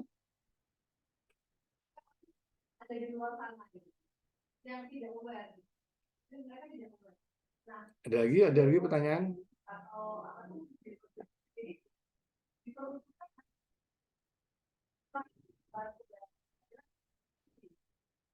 Ada lagi pertanyaan? Oke, kita lanjut ke materi berikutnya, Bu. Materinya berat-berat nih. Oke, yang berikutnya itu ada link canvas. Jadi karena ini ya, karena kita ada keterbatasan waktu, terus ini juga tugasnya baru di minggu depan. Teman-teman tolong dibaca itu link canvas. Intinya link canvas itu adalah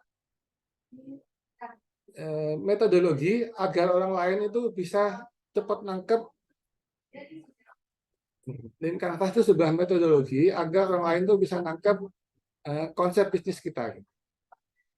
Jadi kalau konsep bisnis kita itu kita jelaskan secara narasi, secara ngobrol itu kan bisa panjang ya. Nah, akhirnya itu ada sebuah model bisnis canvas itu untuk menjelaskan kita itu bisnisnya ngapain aja sebenarnya sih, terus arah pengembangannya seperti apa. Itu ada dua. Yang pertama itu bisnis model canvas itu untuk B2B biasanya. B2B itu bisnis to bisnis gitu kan. Jadi targetnya itu adalah perusahaan lain.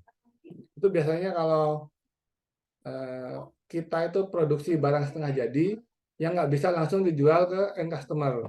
Jadi kita bisa jualnya itu ke industri lain. Nah, misalnya kapuk atau dakron itu kan ya. Kalau dakron itu dijual ke orang kan ngapain orang beli kapuk gitu kan. Akhirnya dia jualnya ke industri lain yang bisa bikin kapuk itu jadi boneka, jadi bantal, jadi guling gitu. Nah, itu pakai model bisnis model canvas. Tapi kalau untuk industri skala kecil yang langsung ke end customer itu kita bisa bikin ini ada yang coret-coret gitu ya. Bisa bikin namanya link canvas. Link canvas itu adalah konsep model bisnis itu yang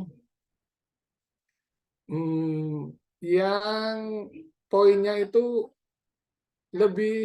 skupnya lebih sederhana. Skupnya lebih sederhana. Nah, ini kita ngobrol soal link canvasnya. Contohnya di sini itu ada apa ya? Bentar. Ada Uber nggak salah. Ya, link canvasnya Uber. Terus nanti teman-teman tolong dibaca, terus tolong dicoba dan diterapkan kepada konsep bisnis dari teman-teman gitu ya. Ini langsung aja mungkin ya.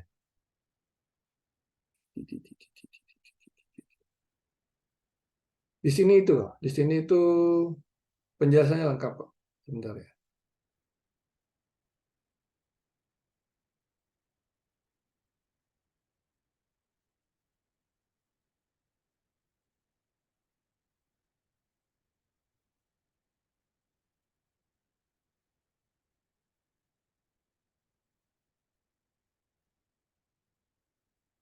Aduh, waktunya kurang 15 menit. Aduh, banyak banget. Ini sambil ngobrol, ini sambil teman-teman bisa itu. Yang pernah dengar konsep link canvas, adakah? Atau yang ini nih, sebentar apa namanya? Itu loh guys.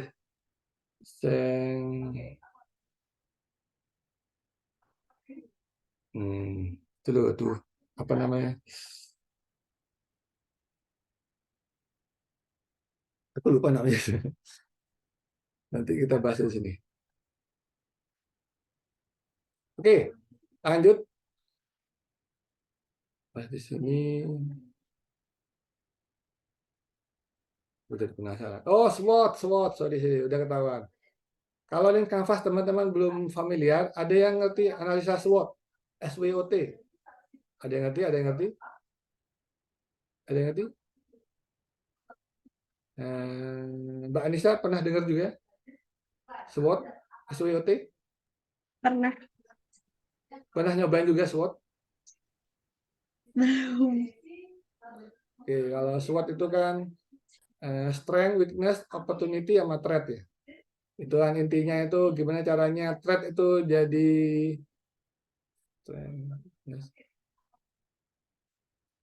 threat itu bisa jadi opportunity, terus weakness bisa jadi strength. Itu kan analisa SWOT.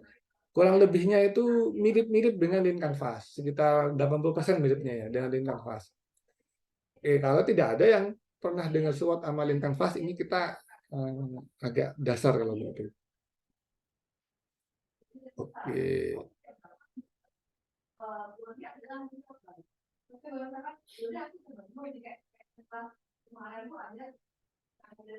Oke, kalau kita ngobrolin soalin Canvas, itu yang pertama, konsep bisnis kita itu apa?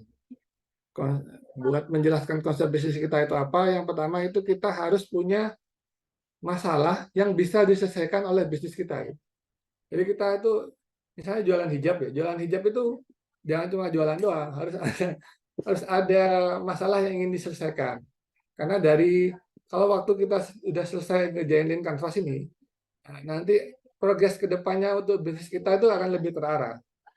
Jadi yang pertama misalnya, problem yang ingin diselesaikan dengan bisnis kita itu adalah, kalau hijab ya, hijab itu kayak tadi juga boleh, bikin hijab praktis gitu kan. Jadi masalah yang ada itu ketika di rumah, ibu-ibu tuh sering lepas hijab karena mungkin panas segala macamnya, tapi kalau ada tamu, dia harus nutup aurat kan. Akhirnya butuh hijab instan. Jadi itu di list kebutuhannya. Masalahnya butuh hijab instan. Terus kemudian existing alternatifnya itu adalah alternatif yang sudah ada. Jadi ini existing alternatif itu adalah saingan. Saingannya sudah ada itu kira-kira apa? Kemudian setelah ada solusinya, setelah ada masalah yang kita list di sini, kita tulis solusinya di sini. Kalau misalnya masalahnya paling berat tadi itu, masalah yang di list itu adalah butuh pasang hijab dalam waktu sekejap. Pasang hijab waktu sekejap itu masalahnya. Solusinya adalah hijab instan dari Anissa Hijab misalnya gitu kan. Solusinya itu adalah model hijab yang bisa dipasang dalam waktu kurang dari 30 detik gitu. Itu solusinya bisa di situ. Terus itu solusi, ini nyambung ya. 2 dan 4 itu nyambung. Terus kemudian key metriknya itu adalah tingkat kesuksesan dari usaha itu sendiri. Jadi kita pasang target itu kalau usaha kita sukses itu gara-gara apa? Tolak ukurnya apa? Jadi misalnya usaha kita sukses itu jika ibu-ibu satu komplek itu udah pakai bisnis ya, udah pakai hijab buatan kita itu boleh. Atau misalnya penjualan sekian itu berarti dianggap sukses boleh. Ada KPI di sini, Key Performance Metric ya. Makanya di sini disebut Key Metric itu ada poin-poin tolak ukur yang bisa jadi ada poin-poin yang bisa jadi tolak ukur kesuksesan dari usaha kita. Nah, kemudian ini unique value proposition itu adalah mirip dengan unique value proposition itu mirip itu, unique selling point. Mirip dengan USP. Jadi sesuatu yang dimiliki oleh kita tapi tidak dimiliki oleh orang lain gitu. Nah, kalau high level konsepnya itu USP kita itu sebenarnya bisa di-upgrade lagi itu seperti apa? Itu ada di high level konsep. Jadi kalau misalnya itu di awal ini kan masih ngomongin soal hijab tadi ya. Kalau ngomongin soal konsep tadi, masih ngomongin soal hijab tadi, masalah yang ada itu adalah butuh hijab, butuh pakai hijab, butuh pakai hijab ketika di rumah itu ketika terima tamu saja. Masalahnya itu bisa di list butuh pakai hijab cepat ketika terima tamu. Terus solusinya itu adalah hijab instan yang bisa dipakai kurang dari 30 detik. Jadi ini tolak ukurnya kalau kita mau terima tamu itu kan tamu itu tidak boleh dibiarkan menunggu terlalu lama. Jadi 30 detik itu udah lama.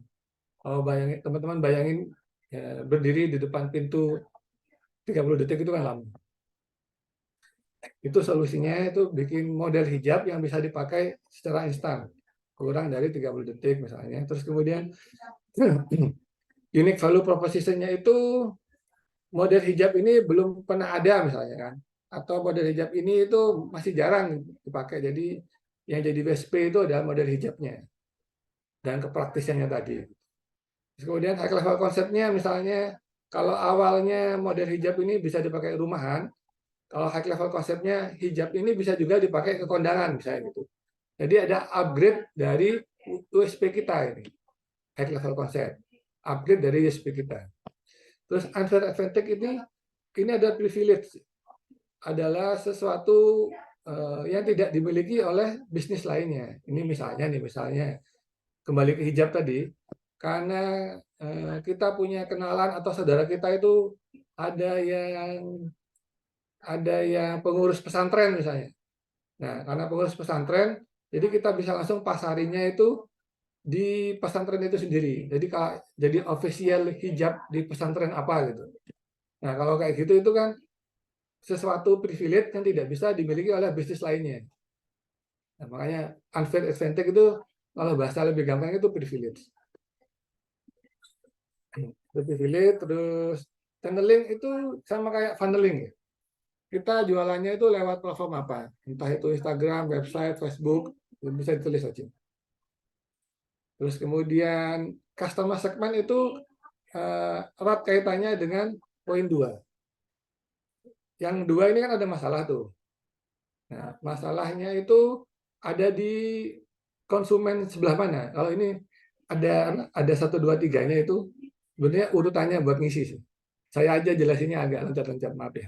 Jadi yang pertama itu kita list dulu target marketing kita itu siapa. Waktu ngelilis target marketing kita siapa, kita harus ngelihat nih celahnya itu masalah yang ada di mereka itu apa. Gitu. Masalah yang ada di mereka apa, kemudian kita kasih solusinya. Oh, ini dari 1 ya. Ini target marketing kita itu apa, kemudian kita lihat masalah yang ada di mereka itu apa.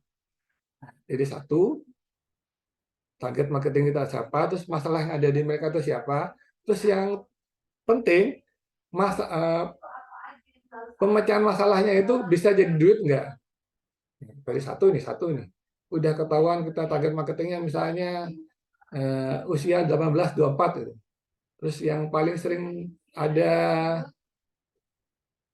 Eka Prianto. Yang paling sering ada di itu, paling sering ada masalah di target marketing kita itu apa? Ditulis di sini nih. Nah, waktu tulis di sini kan ada banyak tuh. Tapi tadi contohnya hijab ya. Nah, waktu ada banyak itu masalah yang bisa jadi di mana tas itu ada nggak? Nah, kalau ada tulis di sini. Makanya nanti kalau hijab tadi itu adalah bisa dari penjualan hijab. Ya, sementara cuma 1 sih. Jadi kalau hijabnya Mbak Anissa tadi itu masalah target audiensnya siapa, itu ibu-ibu biasanya. Terus kemudian ibu-ibu itu spesifik lagi ibu-ibu rumah tangga yang memakai hijab. Terus ada ketahuan masalahnya itu ibu-ibu butuh hijab dengan mudah cepat. Terus kemudian bisa diduitin nggak? Kalau diduitin itu maksudnya gini, kalau kita solusi tadi itu terus kemudian tidak bisa jadi duit, bisnisnya tidak jalan. Tidak ada pemasukan, jadi tidak jalan. Kita jadi bikinnya itu bukan konsep bisnis, tapi konsep yayasan sedekah ini. Kalau misalnya udah ketahuan bisa dijual, nah baru kita lanjut ke poin keempat. Solusinya seperti apa agar bisa jadi duit. Nah, ketika sudah bikin semua, baru kita cost structure itu adalah modal yang diperlukan untuk bisa bikin konsep bisnisnya teman-teman gitu. Habis. Jadi misalnya yang diperlukan itu adalah ongkos bahan, ongkos penjahit, ongkos buat iklan, ongkos bikin konten. Nah, itu tulis aja di sini. Gitu ya. Nah, kita ngobrolin soal contohnya nih. Contohnya Uber, guys.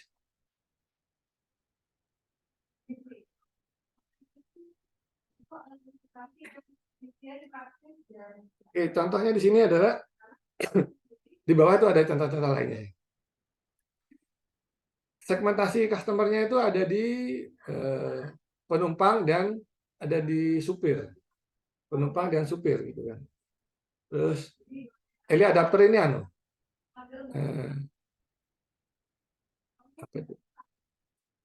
Yang udah ada di pasaran itu apa? Yang udah ada sekarang. Jadi kan konsep bisnis ini bisa jadi kita punya saingan gitu kan. Nah, saingannya itu seperti apa? Makanya early adapter sama existing alternatif itu kadang itu sama karena itu sama-sama saingan.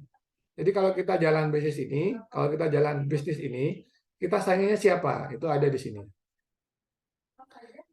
Oke, customer segmentasi itu passenger dan driver.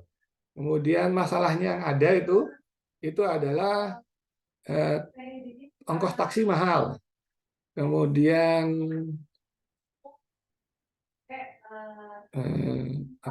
kita tidak bisa milih supir, tidak bisa milih profiling supir. Kemudian di sini ini udah ditulis semua sih.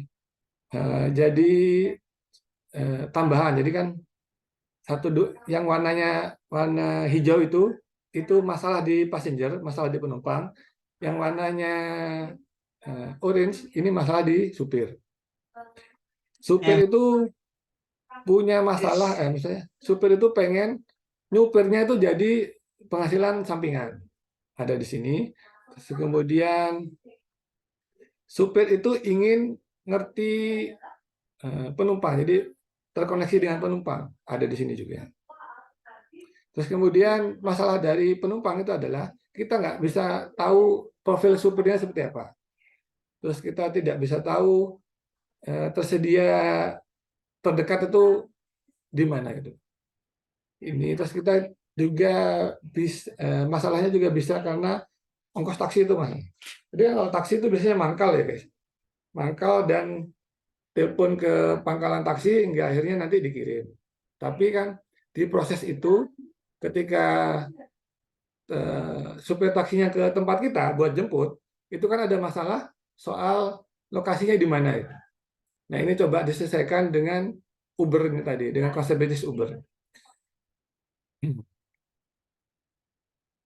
Terus kemudian solusinya itu adalah kalau yang ekspensif itu lebih murah, kemudian kalau yang availability car itu maksudnya mobilnya itu kadang tempatnya jauh dari kita, jadi kita solusinya adalah dibanyakin mobilnya itu, atau armadanya dibanyakin. Terus kemudian untuk yang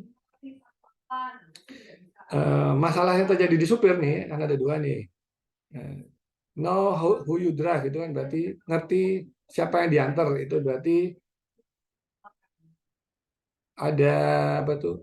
Ada tolak ukurnya. Jadi kan supir sama penumpang itu kan harus klop ya.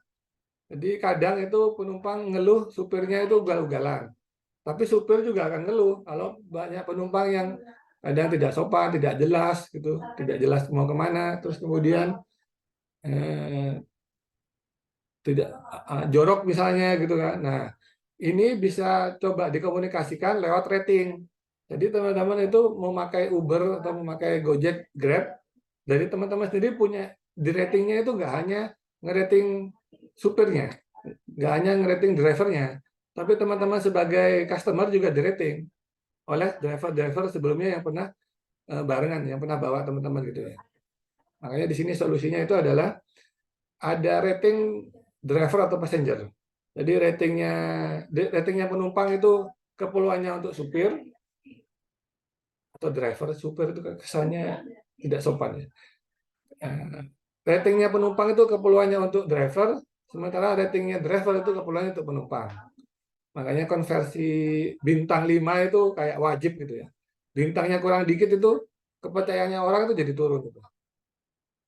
Gitu. Terus kemudian kalau supir yang ingin jadi pekerjaan sampingan, solusinya itu adalah jam yang fleksibel.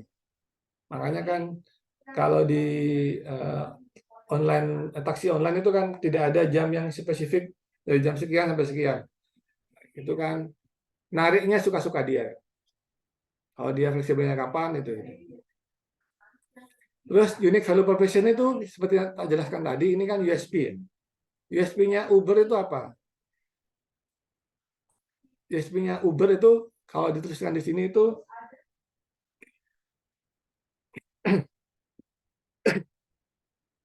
sistemnya itu sistem semua yang mereka bangun itu ada di bentuknya aplikasi, dan aplikasinya nggak pernah tidur ya. Ini ada tulisannya. Aplikasinya itu tidak pernah tidur, terus kemudian ada sistem ratingnya juga agar ngerti drivernya ini aman apa enggak, itu ada sistem rating. Terus juga ada sistem trackingnya juga, jadi biar aman. terakhir ada di mana posisi itu ada terlacak lewat GPS-nya di aplikasi juga. Terus aplikasinya nggak pernah tutup. Kalau di konvensional itu kan kalau malam susah dari taksi. Kalaupun ada orangnya tidur, kalaupun tidur dibangunin nanti jatuhnya mahal gitu kan. Kalau teman-teman pengalaman naik taksi dulu seperti itu sih. Nah kalau sekarang itu enggak. Kalau lewat pendekatan aplikasi di Uber ini itu harganya bakal tetap stabil, kemudian tersedia 24 jam selama 7 hari seminggu, 365 hari setahun tidak pernah tutup gitu. Terus high level konsepnya itu dibikin ini kan upgrade dari USP-nya itu akan menjadi Uber akan menjadi aplikasi yang lebih murah dari taksi tapi dengan jam yang lebih fleksibel. Jadi ini high level konsep itu adalah guys, sebentar, ada yang high level konsep itu adalah upgrade dari USP kita. Ada di sini. Terus advantage-nya itu adalah privilege ya. Privilege itu maksudnya sesuatu yang tidak bisa sesuatu yang tidak bisa ditiru oleh konsep lainnya, oleh konsep yang ada minimal itu kan. Nah, konsep yang ada itu adalah harganya yang lebih murah itu bakal susah ditiru oleh taksi konvensional. Ada yang tahu kenapa Uber bisa kasih harga lebih murah dari taksi konvensional? Itu karena Uber nggak punya armada. Sementara kalau taksi konvensional kan punya armada, jatuhnya mikirnya lebih kompleks. Dia harus mikir maintenance armadanya, dia harus mikir pembelian armadanya dan segala macamnya itu lebih rumit gitu ya. Hingga akhirnya karena terlalu banyak cost yang keluar untuk maintenance armada dan beli armada, beli taksi maksudnya, hingga akhirnya harga argonya itu tidak bisa murah. Gitu ya. Terus kemudian channelingnya itu ada di sini. Channeling itu marketingnya itu lewat word of mouth (WOM), jadi mulut ke mulut. Kemudian dari referral itu kalau teman-teman terima link disuruh download dan disuruh jadi member. Terus kemudian ngajak teman yang lain itu kan referral. Kemudian dari PR itu public relation gitu ya. Berarti ada promosi secara offline di sini. Oke, revenue stream-nya itu adalah, tadi kan konsepnya itu udah dibangun ya. Terus kemudian monetize-nya itu dari mana? Monetize-nya dari sini. 25% dari yang dibayar oleh 25% yang dibayar oleh penumpang itu akan jadi miliknya platform. Itu mirip dengan GoFood, GrabFood itu kan 20%-nya itu masuk ke platform ya. Jadi harganya dinaikkan 20% kadang, atau ada merchant itu yang jualannya itu harganya sama, tapi keuntungan dia yang berkurang. Jadi misalnya harga makanannya 10.000 gitu. Karena karena harus bayarin GrabFood-nya, bayarin platformnya, makanya harganya dinaikkan jadi 12.000. Agar nanti 2.000-nya itu untuk si platform. Atau ada yang nggak dinaikkan harganya, tapi tetap bayar ke platformnya gitu. Itu business stream-nya. Kemudian cost structure-nya untuk bisa bangun sistem seperti ini, dia itu butuh biaya marketing, butuh gaji pegawai, dan butuh produk development. Produk development itu untuk pengembangan IT-nya gitu ya, pengembangan aplikasinya. Oke, begitu. Ini jam berapa ya?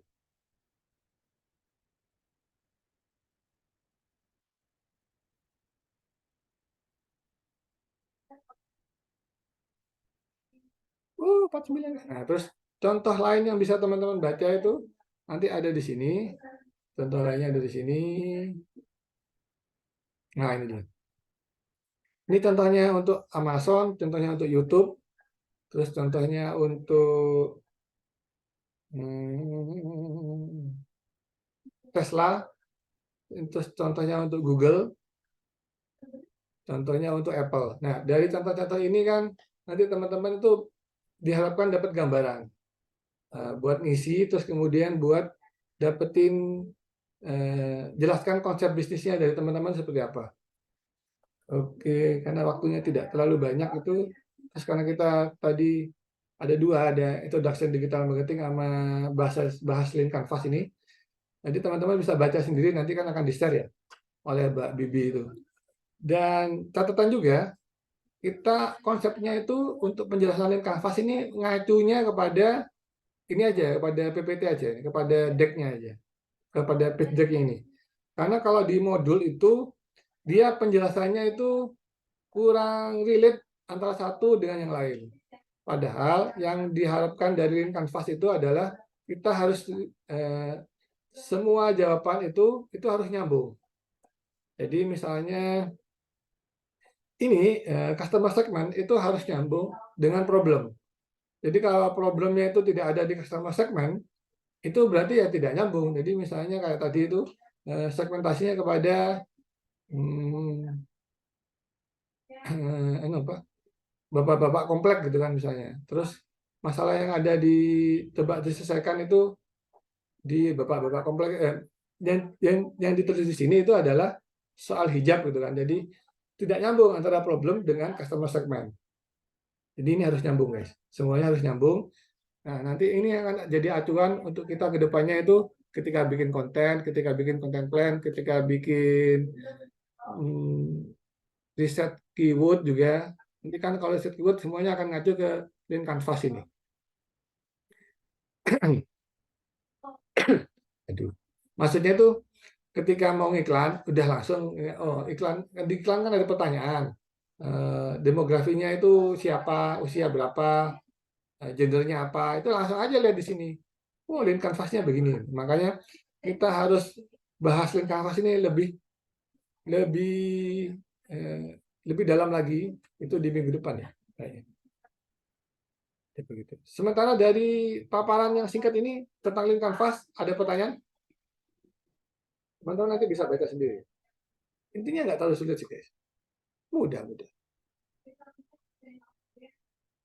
Oh ya, kimetrik itu tolak ukur kesuksesan ya. Jadi misalnya ini contohnya kalau di YouTube itu yang jadi tolak ukur kesuksesan itu adalah jumlah yang view video.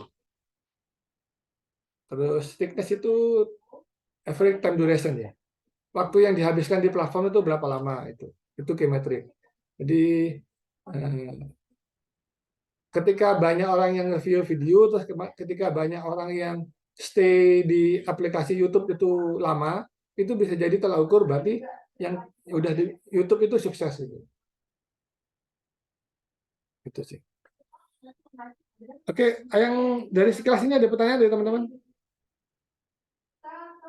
Kayak tadi ya, yang jadi acuan itu kita di pitch deck aja. Karena kalau di apa tuh namanya? Di modul itu penjelasan soal Lean Canvas-nya itu antara satu dan yang lain itu tidak divisualisasikan nyambung gitu. Jadi misalnya ya ada penjelasan soal problem, di situ problem doang, solusi doang. Jadi nggak coba disambungkan kayak sekarang ini. Aduh, salah mau habis kan. Ada pertanyaan nggak dari teman-teman? Ini karena waktunya udah mau habis juga. Kita tunggu berapa pertanyaan deh? 1, 2. Ada pertanyaan? Ya, Mbak Hoi. Mbak Imada Fitri Hoirina. Panggilnya siapa, Mbak? Ya, Pak, dipanggilnya Imada, Pak. Kenapa? Nggak Ima, apa Mada, apa ada? Ya, lanjut, gimana? Yang bertanya, Pak, kalau misalkan Lean Canvas sama BMC itu bedanya apa ya, Pak? Itu kan sama ya kalau 9 struktur kalau BMC itu. Itu bedanya apa, Pak? Udah sih, Pak. Tadi penjelasannya itu kalau bisnis model Canvas itu B2B. Dari bisnis ke bisnis yang lain. Biasanya kalau kita itu menghasilkan barang setengah jadi, nggak bisa dijual langsung ke end customer, itu kan dijual ke industri lain. Ya. Makanya di sini adalah key partner, key resource, key activities. Nah, yang jadi key resource itu kan produk setengah jadi kita itu apa? Terus kita nyari key activities itu yang jadi industri yang digandeng itu yang seperti apa? Jadi kan misalnya tadi itu key partner itu industri yang digandeng itu seperti apa ya? Misalnya tadi itu kita jualan kapuk ya. Contohnya itu kapuk itu kan nggak bisa dijual langsung ke end customer. End customer itu butuh kapuk itu diolah untuk jadi barang lain agar value-nya bisa naik gitu kan. Nah, kalau kapuknya itu dijual kepada industri lain, di sini key partnernya siapa aja? Itu saja kan di sini key resource-nya itu kan bahan mentahnya kapuk itu apa ya? Pohon kapuk itu, kemudian hasilnya kapuk, kemudian di sini key partnernya bisa ditulis produsen boneka, produsen atau pabrik boneka, pabrik bantal, pabrik guling itu yang butuh bahan baku kapuk yang kita bikin. Jadi bedanya kalau ini bisnis model kanvas itu B2B, tapi kalau B2C, bisnis to customer, itu di Lean Canvas tadi. Begitu ya, Mbak Imada. Iya, Pak. Makasih, Pak. Oke, oke. Ada lagi? Nah, ini coret-coret nih. Coret-coret. Ada lagi, ada lagi, ada lagi. Oh, tidak ada ini karena udah waktunya kelewat juga ya. Offset 10 menit, guys. Waktunya kelewat juga, berarti tak tutup aja di sini nanti untuk materinya. Sekali lagi, kita itu dari saya itu pengennya kita belajarnya itu lebih banyak aktivitas sharing dan bertanya. Nah, untuk proses mengertinya itu sebisa mungkin proses apa?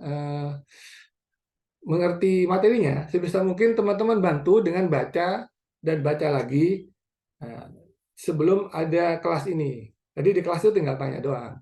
Tanyanya apa itu tinggal ditanya doang gitu ya. Oke, karena habis ini kita lanjut ke kelas yang lain, dipakai kelasnya itu. Kita stop dulu di sini. Kita tutup di sini.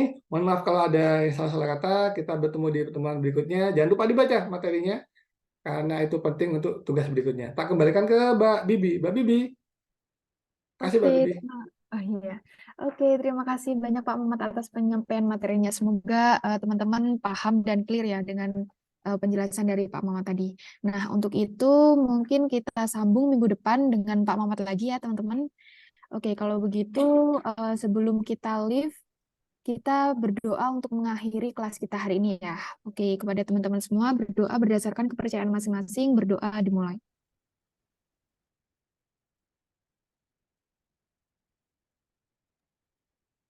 Oke, selesai. Oke, teman-teman, nanti recordingnya ini akan kami upload di Sinawo. Insya Allah Sinawonya sekarang sudah bisa diakses. Teman-teman jangan lupa mengerjakan pretest dan post-testnya ya. Untuk pretestnya nanti akan ada perpanjangan waktu dan teman-teman mengerjakan yang pretestnya dulu sebelum mengerjakan yang post-test. Oke, kemudian sekali lagi terima kasih Pak Muhammad atas materinya. Oke, Oke, makasih Mbak kalau Bibi. gitu ya kita tutup aja ya Pak Mas ya. Ya. Wassalamualaikum warahmatullahi wabarakatuh. Teman-teman bisa live ya. Waalaikumsalam warahmatullahi wabarakatuh. Waalaikumsalam Iya, warahmatullahi wabarakatuh. Terima kasih. linknya. Kasih guys. Jangan lupa dibaca ya guys. Terima kasih, Pak. Terima kasih, Pak. Terima kasih, Pak. Baik, Pak.